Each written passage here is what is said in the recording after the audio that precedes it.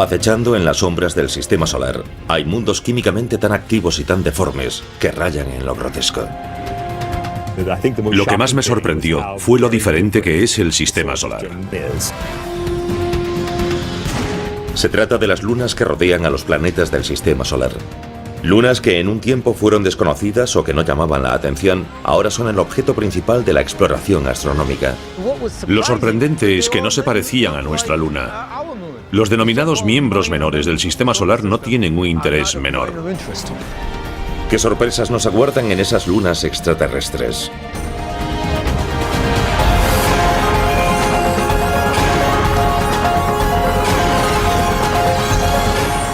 El universo.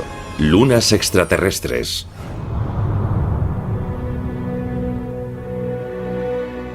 Nuestro sistema solar siempre ha sido un filón para los escritores de ciencia ficción. Pero con los grandes avances en la tecnología telescópica y las observaciones cercanas de las ondas no tripuladas, se ha descubierto todo un nuevo elenco de lunas. Muchas de ellas van en una dirección, algunas van en dirección contraria. A diferente velocidad se van cruzando, las interiores se cruzan con las exteriores. Durante casi medio siglo se creyó que el sistema solar solo albergaba 32 lunas. Su tamaño iba desde el de la luna de Júpiter, Ganímedes, mayor que el planeta Mercurio, al de las pequeñas con forma de asteroide, como las lunas marcianas, Phobos y Deimos. Pero ese número quedó obsoleto. En el año 2007, los científicos anunciaron el descubrimiento de 20 nuevas lunas alrededor de Júpiter, una alrededor de Saturno y 3 alrededor de Neptuno. Lo que ocurrió es que los telescopios contaban con cámaras CCD. Se trata de cámaras digitales que hoy tiene casi todo el mundo. Es difícil que los astrónomos puedan fijar el número exacto de las lunas del sistema solar. A medida que las cámaras ganan sensibilidad y los telescopios potencia, van descubriéndose más lunas.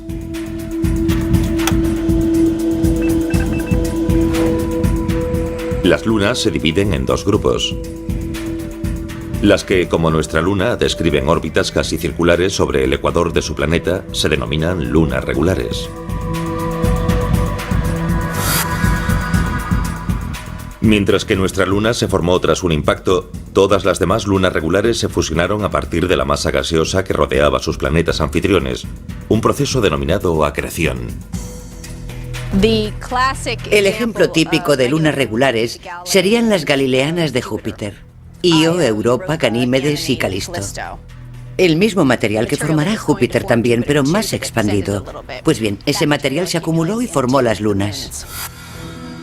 Las lunas que describen órbitas alargadas muy inclinadas respecto al ecuador de sus planetas se denominan lunas irregulares.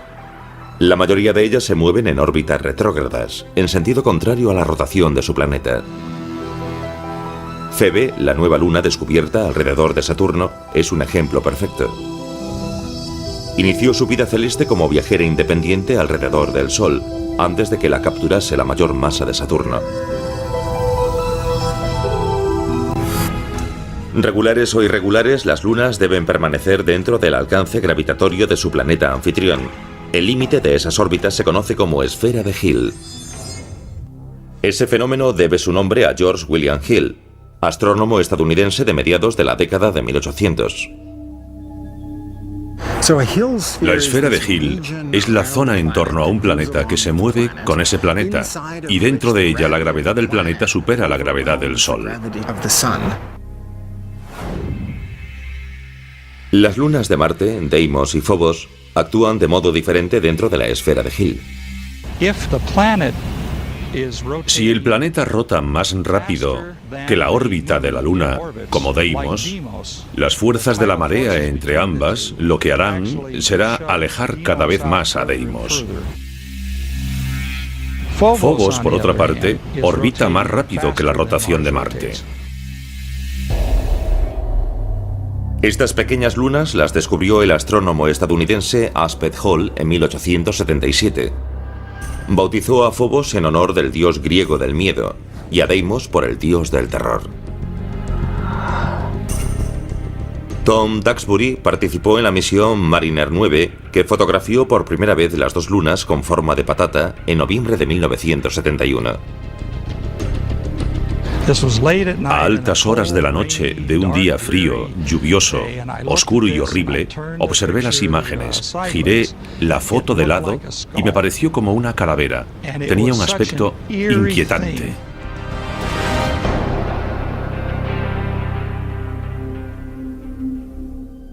Phobos sigue un curso mortífero. Orbita a solo 5.950 kilómetros de la superficie de Marte, más cerca de su planeta anfitrión que cualquier luna de nuestro sistema solar.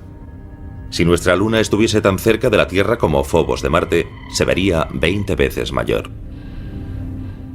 Su período orbital sería de horas, no de días como ahora, sino de horas, y en luna llena cubriría todo el cielo.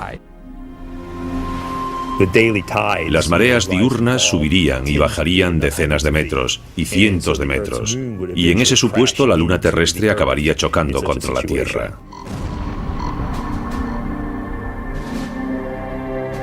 El castigo de Phobos se debe a un proceso llamado aceleración secular. Como Phobos se eleva más deprisa que la rotación de Marte, surge un bulto de marea en la superficie de Marte. Durante el proceso, Marte atrae a Phobos más cerca de su superficie en cada órbita.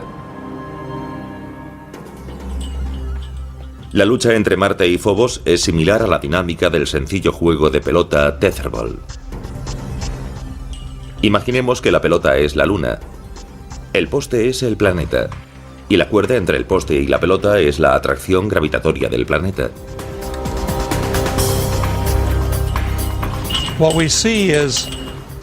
Lo que vemos es que la gravedad tiraría de la Luna de tal modo que se acelera, va cada vez más rápido y se va acercando hasta que acaba chocando con el poste.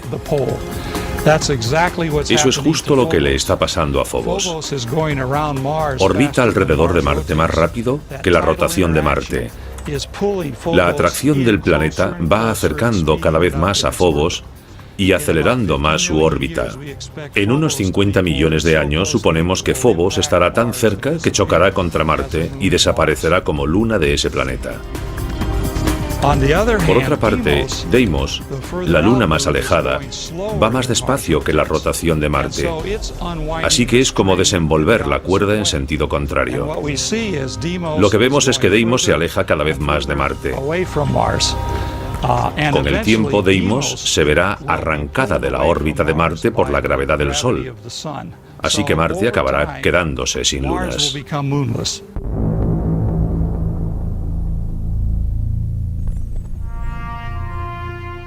Debido a que Phobos supera la rotación de Marte, parece salir por el oeste y ponerse por el este. En vez de que el planeta gire rápido bajo ella, como nuestra luna y la mayoría de las demás lunas, elevándose así por el este y poniéndose por el oeste, se adelanta a la rotación del planeta. Por eso sale por el horizonte occidental y se adelanta y se pone por el horizonte oriental. Pasarán otros 50 millones de años antes de que Phobos desaparezca por completo. Antes de eso, quizás sea útil para la posible colonización de Marte. El escritor de ciencia ficción Arthur C. Clarke especuló sobre esa idea en su libro Las arenas de Marte. Aunque no hay un motivo real para colonizar Phobos, su gran proximidad a Marte la transforma en estación de paso natural. Desde el punto de vista gravitatorio, es mucho más fácil ir a Phobos, que no tiene gravedad, que luchar contra la gravedad de Marte para descender sobre su superficie. De Galileo a Stanley Kubrick, los planetas gigantes del sistema solar externo han cautivado nuestra imaginación con su enormidad. Pero en la realidad, explorarlos es equivalente a suicidarse. La abrumadora presión de la atmósfera masiva de Júpiter haría casi imposible sobrevivir. Pero las lunas de estos mastodontes pueden proporcionar una plataforma más prometedora para la exploración e incluso la colonización futura. ¿Son estas prisioneras de la gravedad de Júpiter mundos hostiles con poca oportunidad para albergar vida orgánica? o podrían ofrecer un refugio seguro para las generaciones futuras de exploradores planetarios.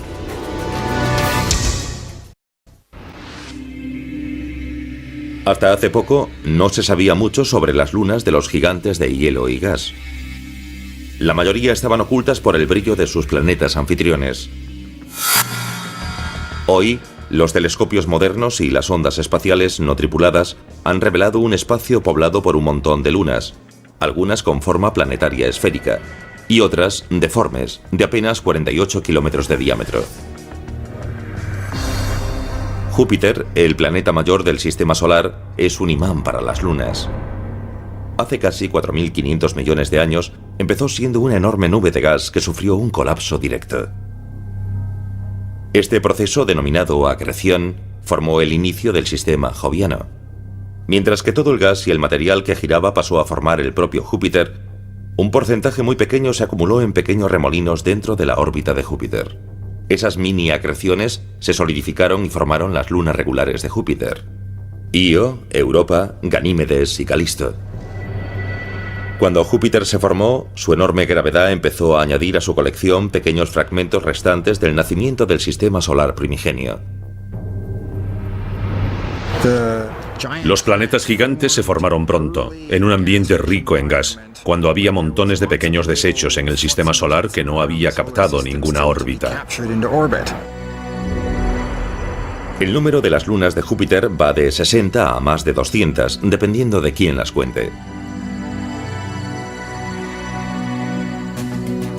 Lo que está claro es que si pudiésemos asomarnos al borde de la atmósfera gaseosa de Júpiter y mirar hacia el cielo, veríamos un magnífico baile de objetos lunares.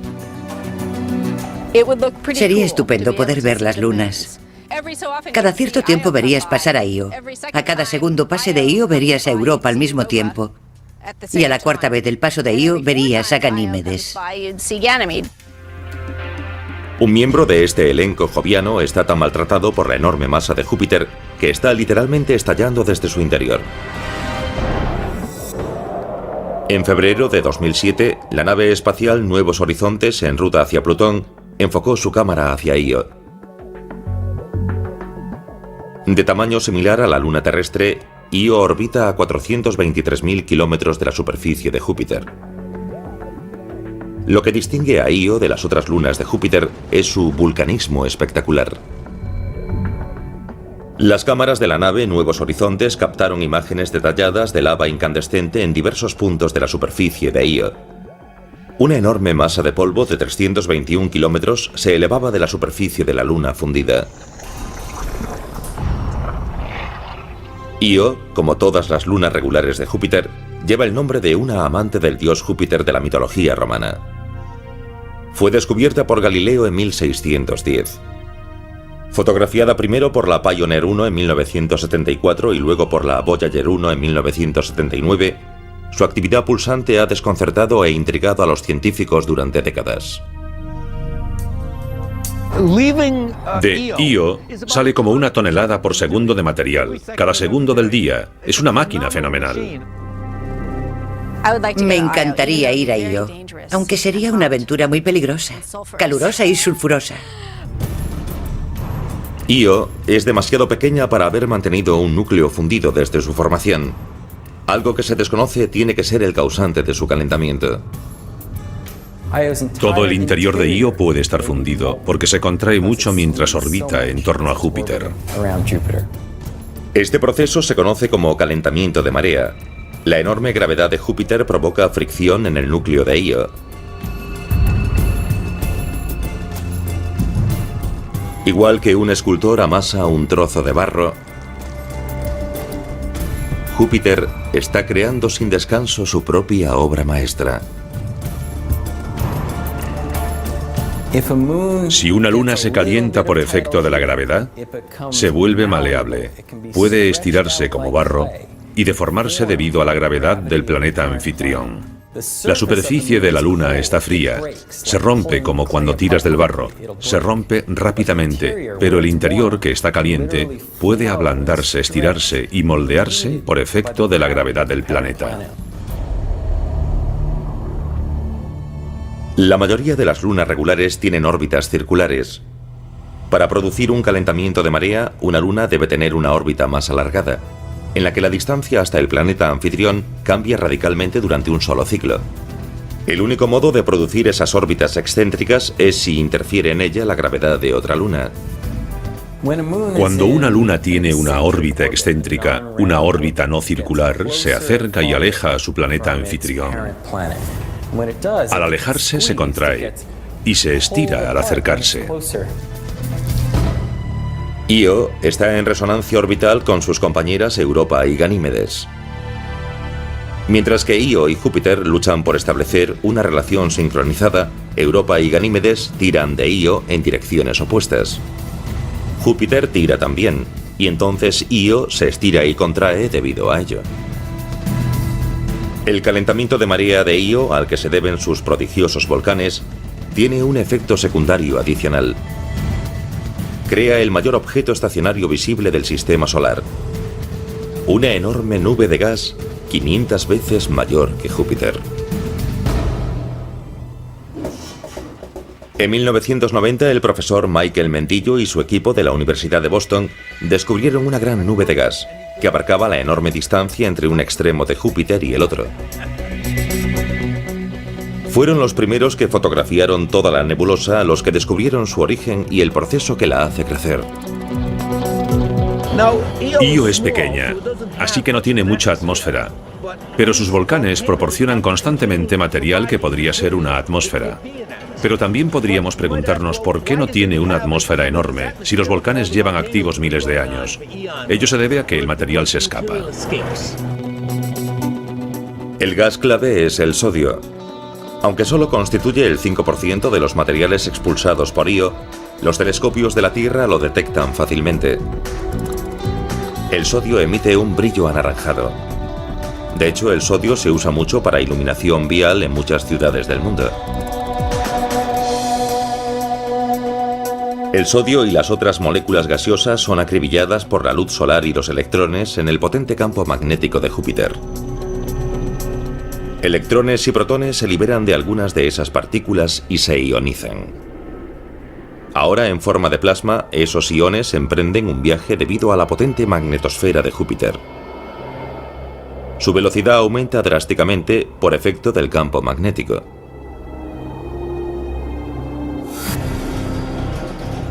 Es como si estuviesen montados en un tío vivo cósmico.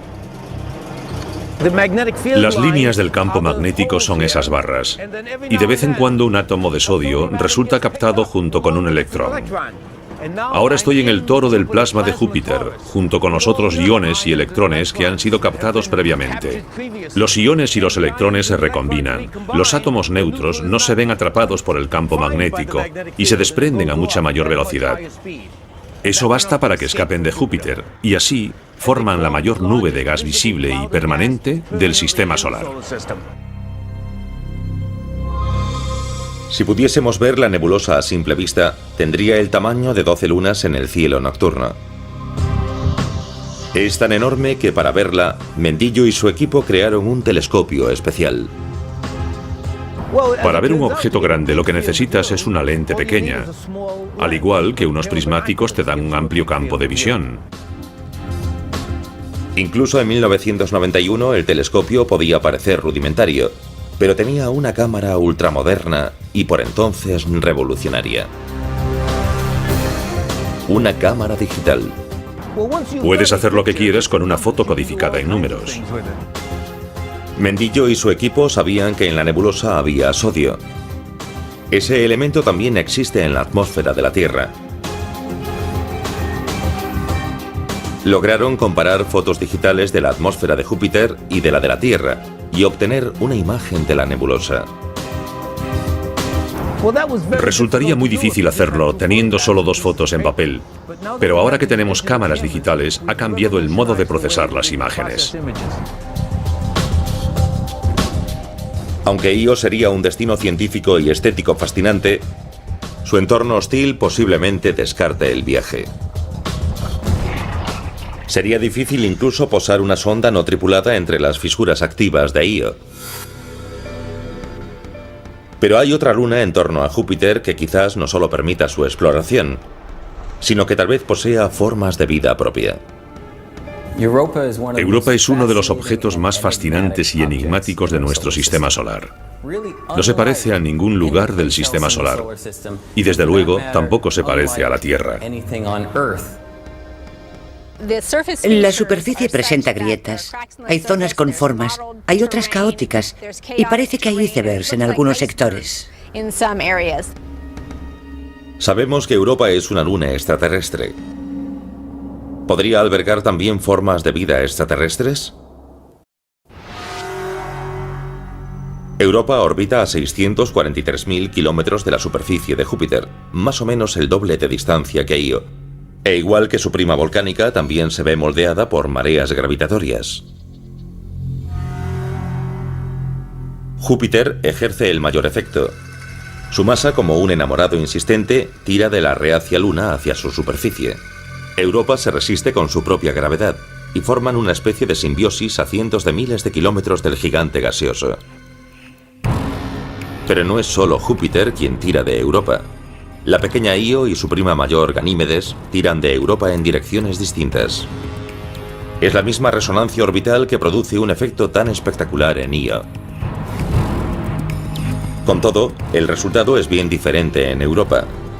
La superficie de Europa está fría, a 288 grados centígrados bajo cero en algunas zonas. Sin embargo, hay calor. Y lo que se eleva hasta la superficie de Europa es también lo que hace tan atractiva esta luna. El agua. Esta agua, en realidad una especie de hielo glacial, asciende desde un océano subterráneo y se desparrama por la superficie de Europa, repavimentándola como haría una máquina en una pista de hielo. Se cree que el océano de Europa está cerca, a solo 15 o 25 kilómetros de la superficie. El agua fue el origen de la vida en la Tierra. ¿Podría ocurrir lo mismo en Europa o en otras lunas? Los océanos de los satélites helados podrían ser el hábitat más común que existe en el universo. La Tierra puede ser un caso raro, pero los satélites helados son probablemente abundantes. En febrero de 2007, la nave Nuevos Horizontes, en ruta hacia Plutón y los rincones más distantes del sistema solar, logró pasar bastante cerca de Europa y enviar imágenes sorprendentes. Visibles solo cuando el Sol sale o se pone detrás de Europa, hay formaciones geológicas enormes que se han apodado como círculos de las cosechas. Son muy grandes. Si intentásemos recorrer uno de los círculos, habría que entrar suavemente y descender hasta un punto a varios cientos de metros bajo la superficie, y luego elevarse para después salir.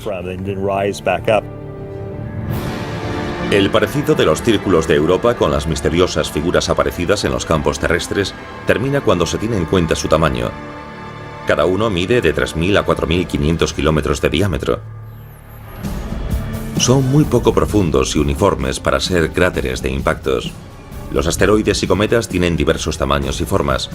Los círculos de Europa son muy similares geológicamente. Aunque no se ha demostrado nada, parece que la gran masa de Júpiter quizás vuelva a ser la causante. Se sostiene la hipótesis de que la cobertura de hielo que rodea a Europa no está sujeta al núcleo de la Luna, sino que flota sobre la superficie del océano subterráneo, como un iceberg esférico. La región polar tal vez fuese moldeada por Júpiter y luego, a lo largo de cientos de miles de años, se vio arrastrada hacia el ecuador. Esto forma una línea de pequeñas depresiones circulares que baja desde la región polar hasta el ecuador. Si la corteza helada de Europa tiene una estructura similar a los icebergs de la Tierra, la mayor parte de ella estaría bajo la superficie del océano. Esto debe tenerse muy en cuenta para la exploración futura. Debajo tiene que haber una cantidad de hielo 8 o 9 veces superior para que existan esos rasgos topográficos de tanta envergadura. La teoría del iceberg entierra la creencia de que el océano subterráneo de Europa solo está cubierto por una fina corteza. La topografía por radar y la inspección ultravioleta resultarán aún más importantes antes de enviar naves hasta la superficie de Europa. Los exploradores futuros tendrán que buscar puntos calientes y lugares donde ese océano misterioso haya aflorado a la superficie, y desde allí buscar un modo de llegar a él. Esos exploradores quizás prefieran, no obstante, instalar una base de operaciones en Ganímedes, la mayor luna de Júpiter. Al igual que Phobos podría servir como estación de paso para la exploración de Marte, Ganímedes podría serlo para explorar el entorno joviano. Mayor que el planeta Mercurio, su gravedad es la más similar a la terrestre de todas las lunas de Júpiter. Y aunque está en resonancia orbital con Io y Europa, está lo bastante alejada de Júpiter para verse menos afectada por las implacables mareas del gigante gaseoso. En Ganímedes se puede aterrizar en un cráter grande e instalar una estación protegida, a salvo de las partículas cargadas del entorno joviano, y crear un lugar seguro para estudiar no solo la propia Ganímedes, su campo magnético, su interior y su geología, sino todo el entorno de Júpiter. Ganímedes es la única luna del sistema solar con campo magnético propio. Para poseer ese rasgo, Ganímedes debe tener suficiente masa y un núcleo caliente. Su masa es evidente, pero lo que es un misterio es de dónde procede el calor. Ganímedes se ve afectada por las fuerzas de marea de Europa y de Io. Pero las mediciones sobre su órbita indican que es lo bastante redonda para evitar el aplastamiento y estiramiento que sus compañeras sufren debido a Júpiter. Creemos que tal vez ocurrió algo en el pasado de Ganímedes que cambió ligeramente su órbita. Tal vez su excentricidad se desajustó durante un momento y generó mucho calor dentro de Ganímedes, haciendo que el núcleo se calentase. Pero no lo sabemos seguro. Lo que sí sabemos es que el reciente paso de la nave Nuevos Horizontes por el entorno joviano nos proporcionó una imagen fascinante de las maravillas que nos aguardan en las lunas de Júpiter. Los científicos esperan que llegue el día en que una nave se pose sobre una de esas lunas y empiece a descubrir los secretos de esos mundos misteriosos. Otra luna helada orbita alrededor del gigante Saturno. Es demasiado pequeña para mantener su propia atmósfera, pero eso no le impide socavar la atmósfera de su planeta anfitrión. Encélados, aunque es bastante pequeña, lleva el nombre de una tribu de gigantes de la mitología griega. Como Io y Europa, Encélados describe una órbita excéntrica alrededor de su planeta anfitrión, Saturno. Las fuerzas de marea de Saturno estrujan y moldean esta luna diminuta y crean calor en su núcleo. Pero al contrario que Io, no vomita material fundido que forma una enorme nube de gas. El agua no brota hacia la superficie como ocurre en la helada Europa. No, Encélados vomita chorros de agua helada a la atmósfera de Saturno. No se trata de un volcán, sino más bien de un geyser. El vapor de agua después queda en órbita en torno a la pequeña luna, o como está cerca de Saturno, la gravedad de este puede atraerlo hacia el planeta. Interesados por su trabajo sobre el toro de Io, Michael Mendillo y su equipo de la Universidad de Boston empezaron a estudiar el efecto de Encélados sobre la atmósfera de Saturno. El agua es un catalizador estupendo para que los iones y electrones se recombinen.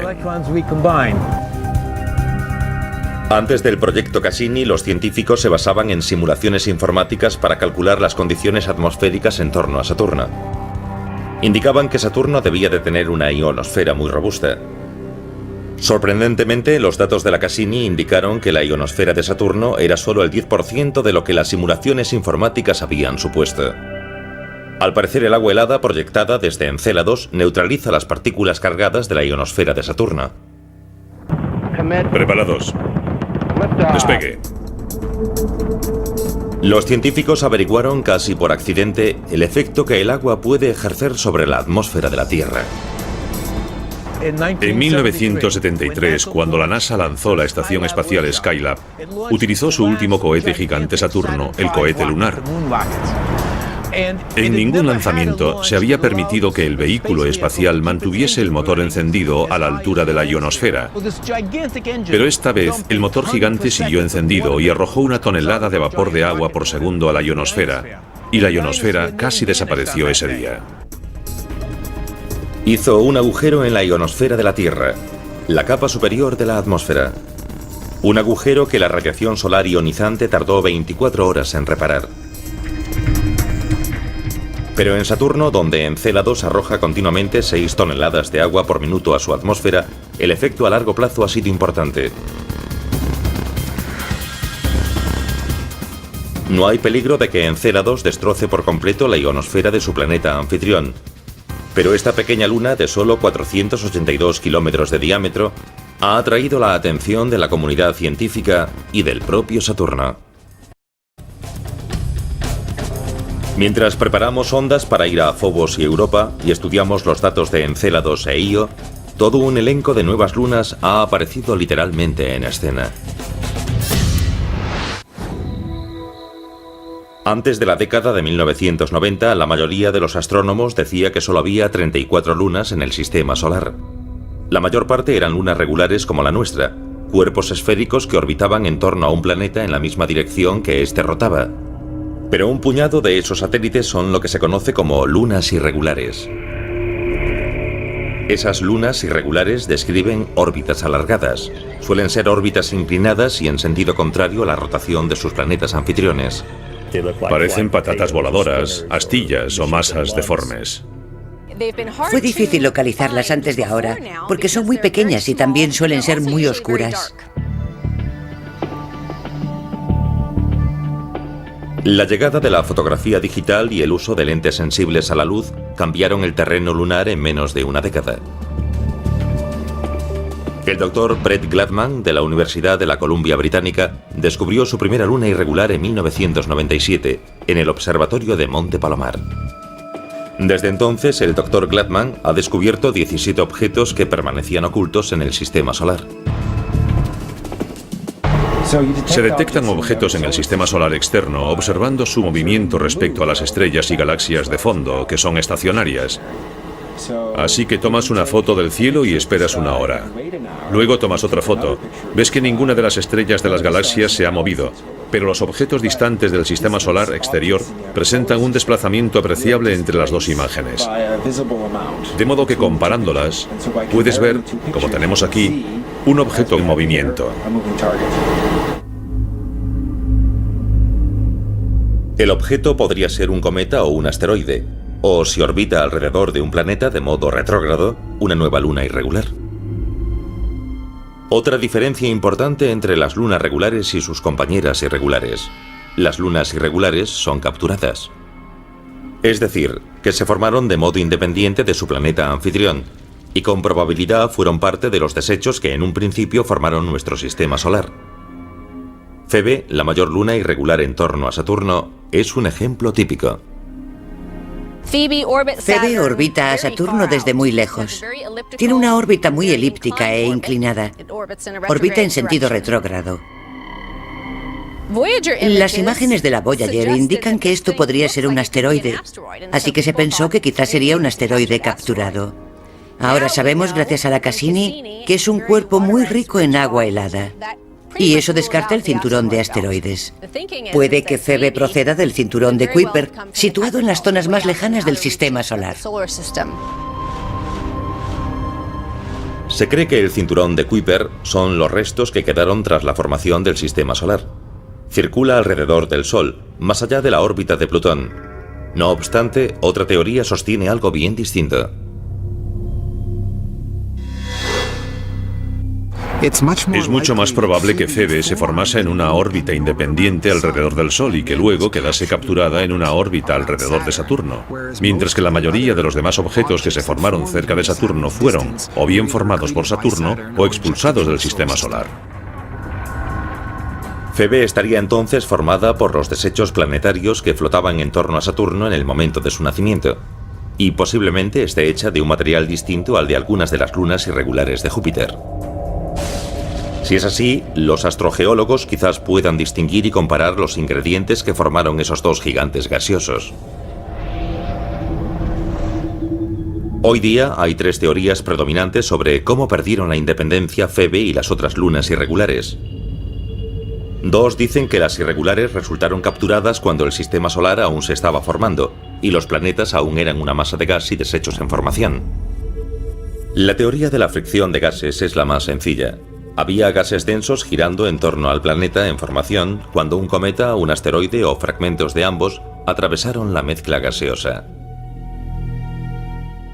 Sabemos que los planetas gigantes crearon su conjunto de satélites en un gran disco de acreción en torno a cada uno de los planetas, como una especie de mini sistema solar alrededor de cada planeta. Y el gas y el polvo que había en ese disco también pudieron servir en las zonas alejadas como fuente de fricción, y así los planetesimales de paso formados independientemente se ven frenados levemente y capturados en la órbita. La segunda teoría es en realidad una variación de la primera, a veces se denomina como teoría del tirón. Según ella, en vez de que un objeto resultase capturado al pasar por los gases de acreción, se vería inesperadamente arrastrado hacia la órbita del planeta en formación por su tirón gravitatorio creciente. La teoría de la captura por la fricción de gases y el tirón encajan bien con Júpiter y Saturno, porque su mezcla de ingredientes era lo bastante grande como para frenar a esos objetos de paso. Pero, ¿y los gigantes helados Neptuno y Urano? Debido al frío extremo se formaron mucho más despacio, y resulta difícil creer que su material de acreción helado contuviese suficiente masa para captar un fragmento del sistema solar que pasaba. Con todo, los dos gigantes helados tienen lunas irregulares propias, y así surge una tercera teoría, la de la interacción de tres cuerpos. Descubrimos que muchos de los objetos son en realidad más de un objeto. Suelen ser dos objetos, y a menudo se debe a que ambos son más o menos del mismo tamaño en una relación binaria. En vez de ser un gran objeto con otro pequeño que orbite a su alrededor, son dos objetos de más o menos el mismo tamaño que siguen una órbita común entre ambos, llamada baricentro. Un par binario se da cuando dos objetos del mismo tamaño están bien unidos al baricentro para impedir que un tercer objeto mayor los separe. Pero cuando un elemento del par binario es mucho mayor que el otro, el tercer objeto, más grande, tiene más posibilidades de separarlos. El más pequeño tendrá una órbita mucho mayor que se aleja más. Esto lleva al objeto pequeño lo bastante cerca del planeta para resultar capturado, mientras que su compañero acaba lanzado fuera a una órbita independiente. Hay una luna que no se ajusta a ninguna clasificación. Tritón orbita a Neptuno en sentido retrógrado, al contrario que la rotación de Neptuno. Eso la clasificaría como luna irregular, pero es esférica y orbita cerca del ecuador, describiendo una circunferencia casi perfecta, los rasgos típicos de una luna regular.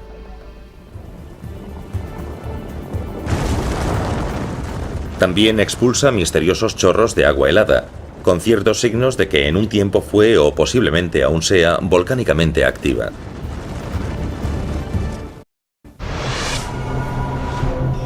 Antes de que la Voyager 2 partiese rumbo al sistema solar externo, la luna de Neptuno, llamada Tritón, se creía una bola de roca geológicamente muerta, de tamaño parecido a nuestra luna. Cuando la Voyager envió fotos que revelaron un mundo con montañas, fallas, fisuras, signos de movimiento tectónico y también una atmósfera sorprendentemente densa, los científicos se quedaron atónitos. Los fenómenos geológicos que suelen asociarse a planetas mucho más calientes y grandes podrían estar dándose en una luna helada algo menor que la nuestra. La Voyager no detectó volcanes activos en 1989.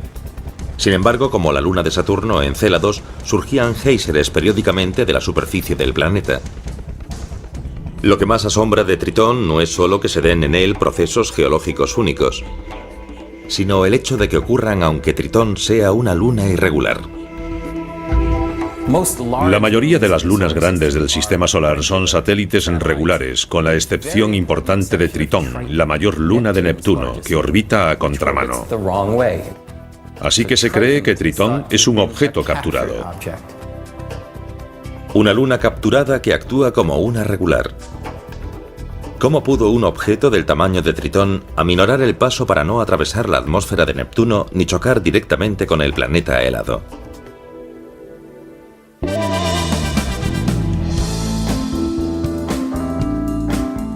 No hay apuestas seguras, pero algunas teorías son más plausibles. Al igual que los que juegan a la ruleta, Tritón y Neptuno apostaron y confiaron en la suerte. Por favor, hagan sus apuestas. En la ruleta hay varios modos de apostar. Cada uno tiene diferentes riesgos. Y como la mayoría de los juegos de azar, cuanto mayor es el riesgo, mayor es la recompensa. 20 negro, 22 gana. Hay al menos 3 modos de que Tritón resultase capturado por Neptuno.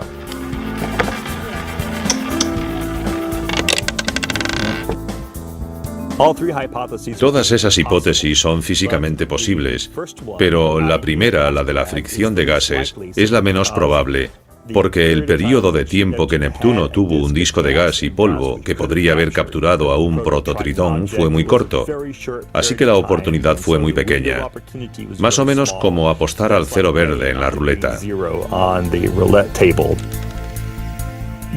Es más probable que el prototritón, en algún momento de la historia del sistema solar, estallase y formase un conjunto de satélites regulares helados de tamaño medio, y que fuese la colisión la que generó a Tritón. Es como apostar al primer tercio de los números de la ruleta. Tienes una posibilidad entre 3 de ganar. Lo mejor es apostar a los números pares. Entonces tendrás una de 2 oportunidades de ganar algo.